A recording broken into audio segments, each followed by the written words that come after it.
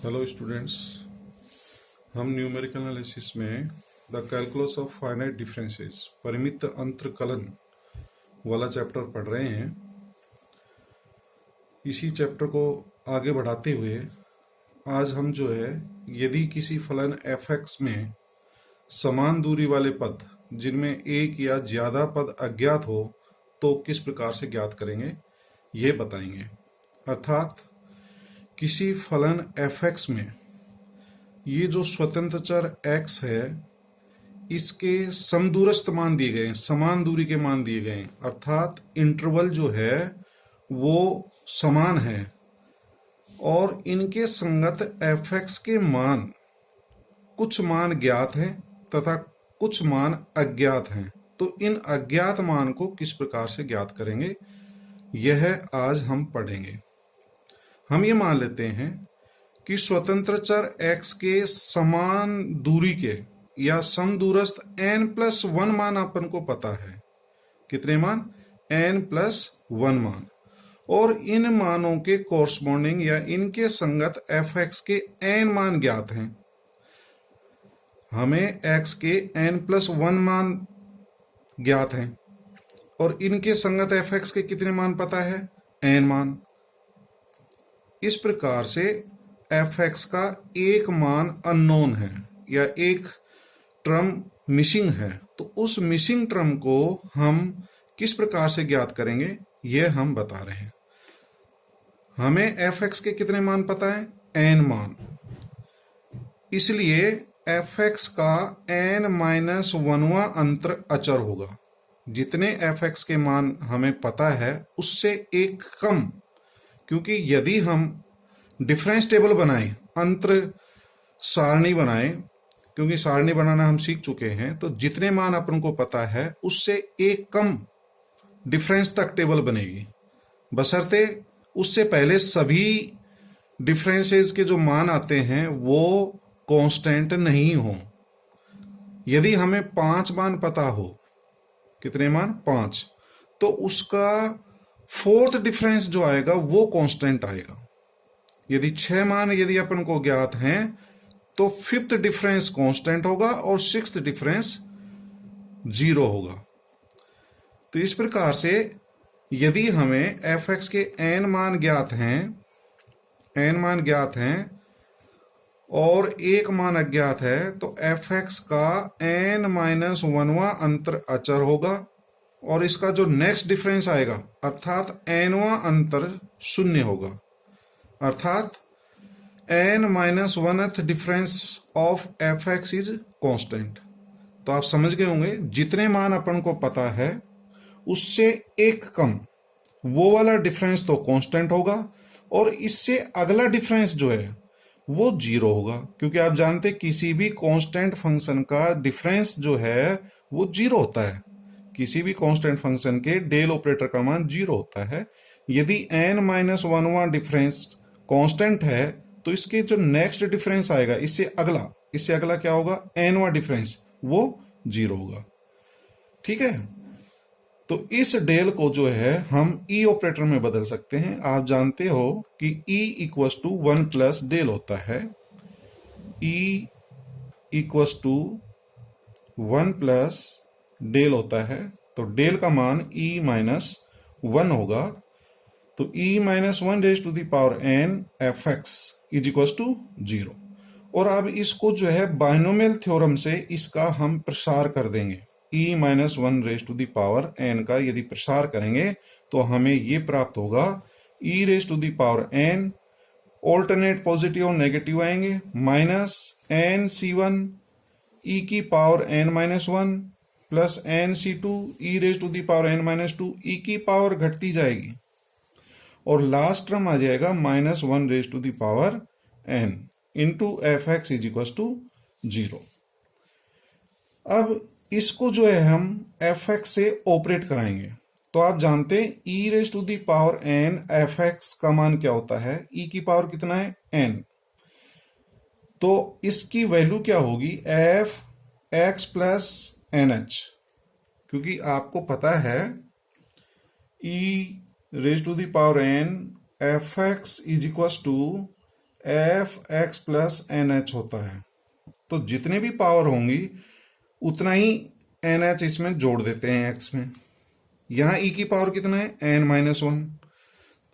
तो E raise to the power N minus one into F X क्या होगा, F x plus N minus one into H. इसी तरह से हम इसका जो है ऑपरेट करा करके मान निकाल लेंगे, तो ये समीकरण नंबर 2 प्राप्त हो जाएगी। इस समीकरण में x का जो भी प्रथम मान दिया गया हो, x की वैल्यूज हमें पता है, तो x का जो फर्स्ट मान है जिसको हम a से डिनोट करते हैं वो मान इसमें रख देंगे। इस समीकरण में x का प्रथम मान x बराबर a रखें तो x के स्थान पर a रख देंगे, तो इस समीकरण नंबर 3 प्राप्त हो जाएगी। इस समीकरण की सहायता से f(x) का अज्ञात मान ज्ञात कर सकते हैं। तो ये मान हमें जो है सब पता है, f a plus n h का मान क्या है और f a minus n minus one h का मान क्या है। तो इनके मान हम रख देंगे और जो अननोन मान होगा उसका मान ज्ञात हो जाएगा। ठीक है, तो ये एक जनरल मेथड है जो कि आपको पता होना चाहिए।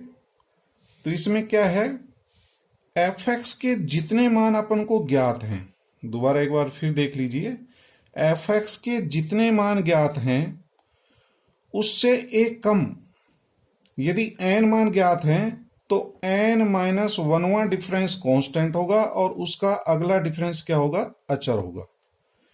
यदि मैं आपसे पूछूं कि 5 मान ज्ञात हैं तो फोर्थ डिफरेंस तो क्या होगा, कांस्टेंट होगा, और फिफ्थ डिफरेंस क्या होगा, 0 होगा।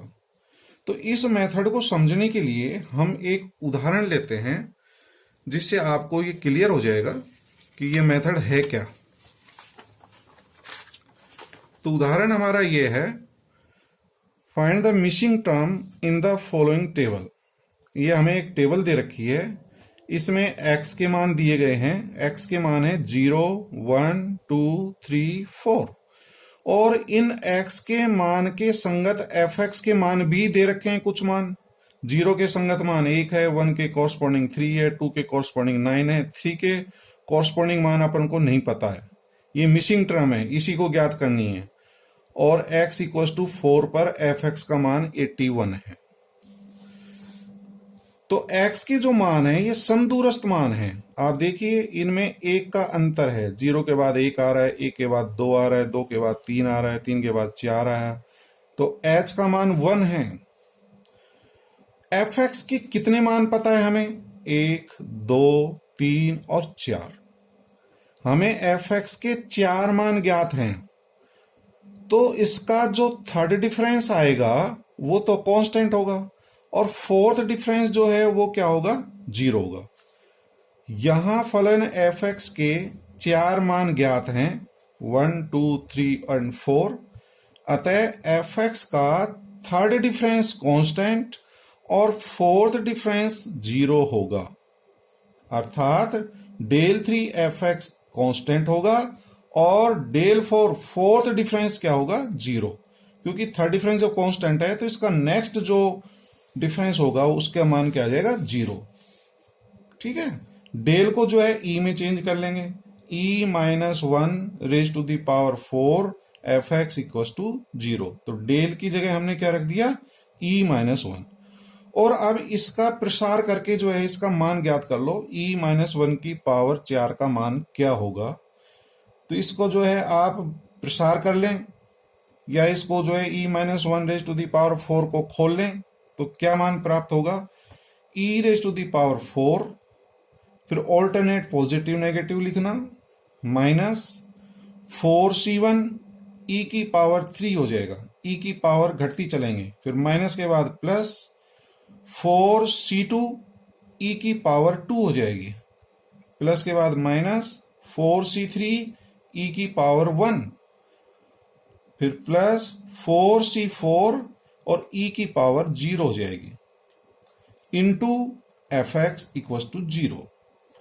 अब इनके मान ज्ञात करेंगे, 4c1 का मान क्या होता है, 4c2 का क्या होता है, 4c3 का क्या होता है। तो इसको सिंप्लीफाई करके ये प्राप्त होगा, e raise to the power 4 minus 4c1 की वैल्यू कितनी होती है, 4 ही होती है, ई क्यूब, और 4c2 की value 4 into 3 upon factorial 2 that is 6 E square, minus 4c3 की वैल्यू 4c1 के बराबर होगी, 4 में से 3 घटाएं तो 1 आता है, 4c3 की वैल्यू 4c1 के बराबर होगी, अर्थात इसका मान 4 होगा, माइनस 4 ई, 4c4 का मान 1 होता है और e की पावर 0 का मान 1 होता है, तो into F x is equal to 0। ठीक है, अब ये जो मान प्राप्त हो रहा है इसको एफ एक्स से ऑपरेट कराएं तो e की पावर 4 एफ एक्स का मान क्या आएगा, एफ एक्स प्लस 4h होता है। जितने भी e की पावर होती है, e की पावर 4 है तो इसमें x में 4h जुड़ जाएगा, लेकिन h का मान यहां पर आप देख रहे हैं कि 1 है, x के जो मान है वो समान अंतराल पर है, कितने अंतराल है उसमें, 1 का, तो h की जगह हम 1 रख देंगे, तो मैंने एफ एक्स प्लस 4 लिखा है, h की जगह 1 रख दिया गया है, e की पावर 3 है तो ये एफ एक्स प्लस 3 हो जाएगा, तो minus 4 F x plus 3 plus 6, e की पावर 2 है तो ये एफ एक्स प्लस 2 माइनस 4 और एफ एक्स प्लस 1, क्योंकि e की पावर 1 है, आगे प्लस 1 इंटू एफ एक्स, तो ये एफ एक्स इक्वल टू 0, यहां पर h का मान 1 है, तो हम इसको समीकरण नंबर 1 मान लेते हैं। यहां पर x का मान कहां से स्टार्ट है, 0 से, तो प्रथम मान क्या है, 0, ये a का मान होता है, ये a प्लस h का मान होता है, तो प्रथम मान क्या है, 0, तो इस समीकरण में हम प्रथम मान जो है वो रख देंगे, पुट x इक्वल टू 0, तो x इक्वल टू 0 इसमें रखा तो f4 माइनस 4 f3, तो x के स्थान पर 0 रख दें तो ये स्टेप प्राप्त हो जाएगा।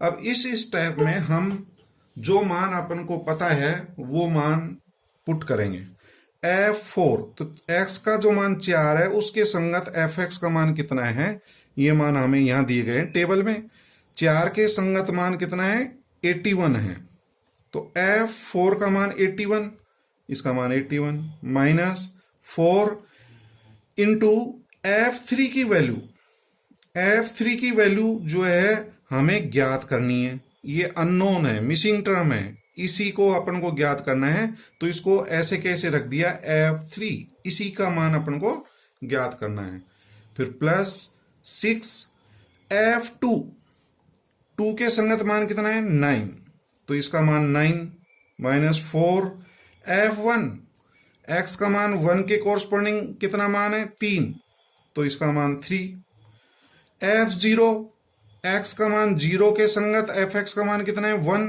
तो ये 1 रख दिया इसमें, और अब इसको हम सिंप्लीफाई कर लेंगे, ये एक समीकरण प्राप्त होगी, और इसको आप हल करने के बाद आप देखेंगे कि f3 का मान 31 प्राप्त होगा।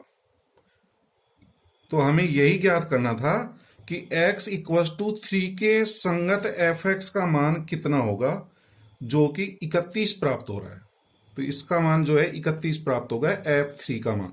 तो आप समझ गए होंगे कितनी मिसिंग टर्म है इसमें, एक मिसिंग टर्म है। यदि एक से ज्यादा मिसिंग टर्म हो तो आप जब यहां पर जब वैल्यूज निकालते हैं तो फर्स्ट वैल्यू रखी आपने x इक्वल टू 0। यदि 2 मिसिंग टर्म है तो आप पहले x बराबर 0 रखना, इसके पश्चात x का जो नेक्स्ट मान है, यहां पर x का नेक्स्ट मान कितना है, 1, तो x इक्वल टू 1 रखना इस समीकरण में, पहले फर्स्ट मान रखने से समीकरण प्राप्त हो जाएगी, फिर x का दूसरा मान रखने पर दूसरी समीकरण प्राप्त हो जाएंगी। तो हमारे कितने अननोन हैं, 2 मिसिंग टर्म है, तो इन 2 मिसिंग टर्म को ज्ञात करने के लिए हमें 2 समीकरणों की जरूरत पड़ेगी। तो इस प्रकार से आप 2 समीकरण प्राप्त कर सकते हैं, कैसे, पहले फर्स्ट मान रख करके और फिर x का दूसरा मान रख करके 2 समीकरण प्राप्त कर लें, उन दोनों को हल करें तो दोनों मिसिंग टर्म्स अपन को ज्ञात हो जाएंगी। यदि 3 मिसिंग टर्म्स हों तो x के 3 मान रखने पड़ेंगे, फर्स्ट, फिर सेकंड और फिर थर्ड। तो उससे आप 3 समीकरण ज्ञात कर सकते हैं और उन तीनों समीकरण को हल करके तीनों अननोन का मान ज्ञात होगा। तो अब हम एक उदाहरण ऐसा ले रहे हैं जिसमें 2 मिसिंग टर्म हो। तो 2 मिसिंग टर्म को किस प्रकार से ज्ञात करेंगे ये अपन देखते हैं। तो ये उदाहरण ले रहे हैं, निम्न सारणी में अज्ञात राशि का अनुमान लगाइए। तो x के मान हमें दे रखे हैं 1 से लेकर के 8 तक, और इसमें h का मान 1 है, 1 के बाद 2 आ रहा है, 2 के बाद 3, 3 के बाद 4, तो कितने कितने का अंतर है, 1 का। तो h का मान 1 है। इनके संगत fx के कुछ मान दे रखे हैं, कुछ मिसिंग टर्म है। तो अपन को देखिए ये मान मिसिंग है, ये मिसिंग है। 3 के संगत fx का मान ज्ञात करना है, यानी कि f3 का मान ज्ञात करना है, f5 का मान ज्ञात करना है। तो 2 मिसिंग टर्म ज्ञात करनी पड़ेंगे। तो 2 मिसिंग टर्म ज्ञात करने के लिए 2 समीकरणों की जरूरत पड़ेगी। तो हमें fx के कितने मान पता है, सबसे पहले ये काउंट करो। fx के कितने मान ज्ञात हैं, 1, 2, 3, 4, 5, 6। तो हमें fx के 6 मान दिए गए हैं। कितने मान दिए गए, 6 मान। अतः fx का 5वां अंतर अचर होगा। जितने भी मान दे रखे हैं उससे एक कम। 6 मान दे रखे हैं तो 5वां अंतर अचर, और छठा अंतर क्या होगा, 0 होगा, 0 होगा। इसलिए डेल 5 fx इज कांस्टेंट, 5वां अंतर कांस्टेंट, और छठा अंतर डेल 6 fx का मान क्या होगा, 0। अब डेल की जगह हम e-1 रख देंगे, क्योंकि e equals to 1 plus del होता है, तो del equals to e-1।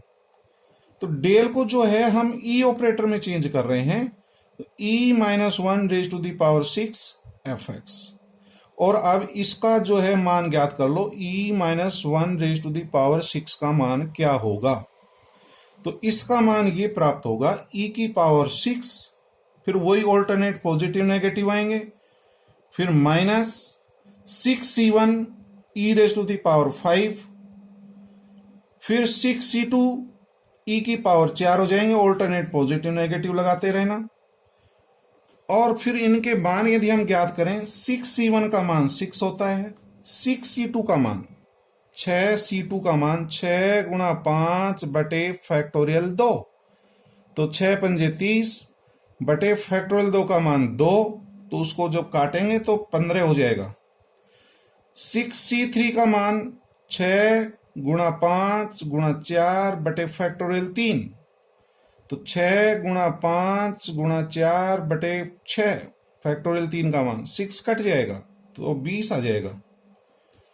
6c4 का मान 6c2 के बराबर होता है, 6c5 का मान 6c1 के बराबर होता है, यानी कि 6 मान होता है, और इसका मान 1 होता है। 6c6 का मान 1 होता है, इंटू fx इक्वल टू 0।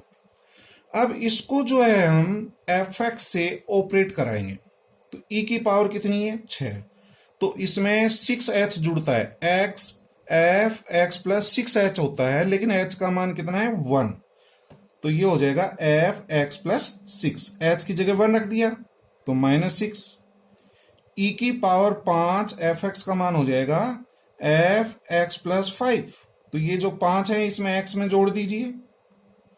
तो इस तरह से आप e की पावर 4 fx का मान fx प्लस 4, तो इसको पूरे को सिंप्लीफाई कर लो, ये इक्वेशन नंबर 1 प्राप्त हो जाएगी। अब देखिए x का मान कहां से स्टार्ट है, 1 से, तो हम इस समीकरण में x बराबर 1 रखेंगे, और इसके बाद x बराबर 1 के बाद इसका जो नेक्स्ट मान है x बराबर 2 रखेंगे। तो 2 मान रखने पड़ेंगे, x बराबर 1 रखना पड़ेगा और x बराबर 2 रखना पड़ेगा। 2 मिसिंग टर्म है तो 2 मान रखने पड़ेंगे, 3 मिसिंग टर्म हो तो 3 मान रखने पड़ेंगे। x बराबर 1 इसमें रखा तो ये f7 minus 6 f6 plus 15 f5 minus 20 f4, इस तरह से इसको पूरा हल कर लीजिए। x बराबर 2 रखने से हमें ये समीकरण नंबर 3 प्राप्त हो जाएगी। तो हमें ये 2 समीकरण प्राप्त होगी, 2 नंबर और 3 नंबर। अब इन समीकरण 2 तथा 3 में मान रखेंगे, जो मान हमें पता है वो मान रख देंगे। F7, जैसे आप समीकरण नंबर 2 में देखिए F7, तो 7 के संगत मान अपन को पता है 343, तो 343 माइनस 6 F6, तो 6 के संगत 216 मान है तो 216 हो जाएगा, प्लस 15 F5 के संगत मान अपन को पता नहीं, यही मान अपन को ज्ञात करना है, तो इसको एज इट इज लिख देना। F5 माइनस 20 F4 का मान है 64, तो इसकी जगह 64 आ जाएगा। F3 का मान हमें पता नहीं है तो F3 को F3 लिख देंगे। F2 का मान 8 है और F1 का मान क्या है 1, तो ये सब मान रखने पर आपको ये समीकरण प्राप्त हो जाएगी, समीकरण नंबर 4। इसी तरह से आप समीकरण नंबर 3 में भी मान रख लो तो आपको समीकरण नंबर 5 ज्ञात हो जाएगी। अब इन समीकरण को हल करने के बाद में आप देखेंगे तो 2 अननोन है, हमें 2 समीकरण प्राप्त हो जाएंगे, 2 साइमल्टेनियस इक्वेशंस, जिसमें 2 अननोन है, एक F3 है और एक F5 है, दूसरे में भी F3 है और F5 है, तो इन दोनों समीकरण को हल कर लेंगे। साइमल्टेनियस इक्वेशन आप हल करना जानते हो, जैसे मैं बताऊं x plus y equals to 6, दूसरी इक्वेशन दे दूं आपको 2x plus 3y equals to 5, तो आप x और y के मान ज्ञात नहीं कर सकते। तो ठीक उसी प्रकार से इन दोनों समीकरण को हल करेंगे और हल करने पर F3 का मान 27 और F5 का मान 125 ज्ञात होगा। तो इस प्रकार से आप x के संगत जो मान ज्ञात हैं वो तो ठीक है, जो अननोन मान है वो अपन ज्ञात कर सकते हैं। तो आप समझ गए होंगे तो इस विधि को। तो सबसे पहले आप क्या करेंगे, मैं एक बार शॉर्ट में फिर समझा दूं। fx के मान काउंट कर लेना, कितने मान पता है, जैसे इसमें 1 2 3 4 5 6 मान पता है, तो 5th डिफरेंस कांस्टेंट और 6ठा डिफरेंस 0 होगा। जितने मान अपन को ज्ञात हैं, 6 मान ज्ञात हैं, तो 6ठा डिफरेंस 0 होगा, 6ठा डिफरेंस 0 होगा।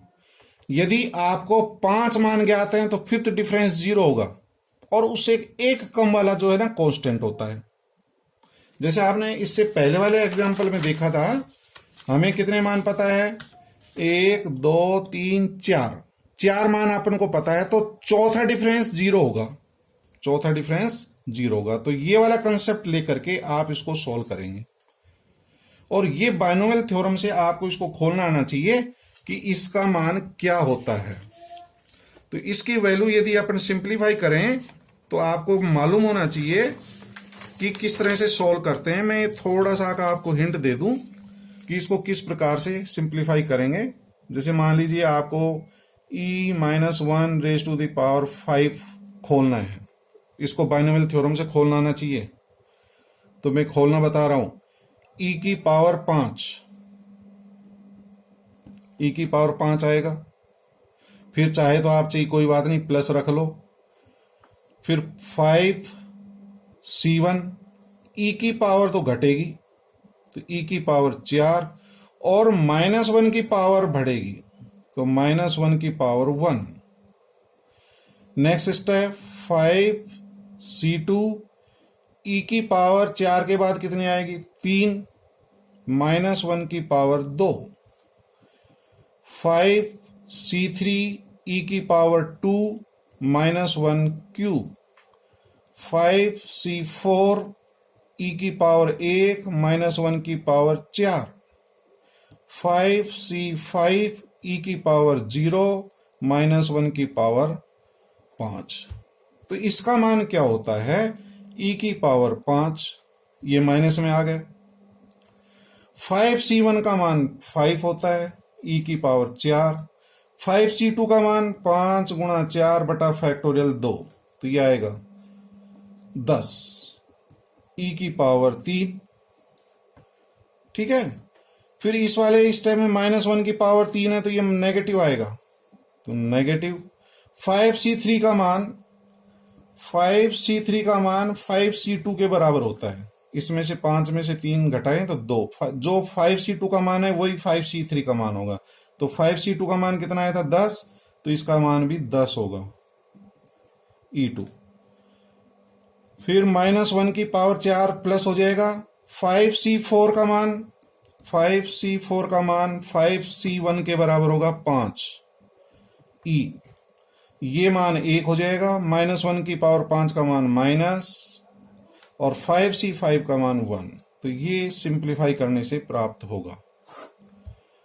ठीक है, तो ये ऑल्टरनेट पॉजिटिव नेगेटिव आते हैं, जैसे ये प्लस था, फिर माइनस, फिर प्लस, फिर माइनस, प्लस, माइनस। इस तरह से अपन सिंप्लीफाई कर सकते हैं। इस तरह के जो क्वेश्चंस दे रखे हैं हमारे अनसॉल्व्ड, उसको आप सिंप्लीफाई कीजिए, और कोई प्रॉब्लम हो तो मेरे को बताना। एक मैं आप सभी को ये चीज बताना चाह रहा हूं कि आप जो वीडियो देख रहे हैं इसको सब्सक्राइब कर लीजिए, क्योंकि जब भी कभी कोई नया वीडियो डालेंगे तो आप तक जो है इसका नोटिफिकेशन पहुंच जाएगा। तो आप इसको सब्सक्राइब कर लें। Thank you.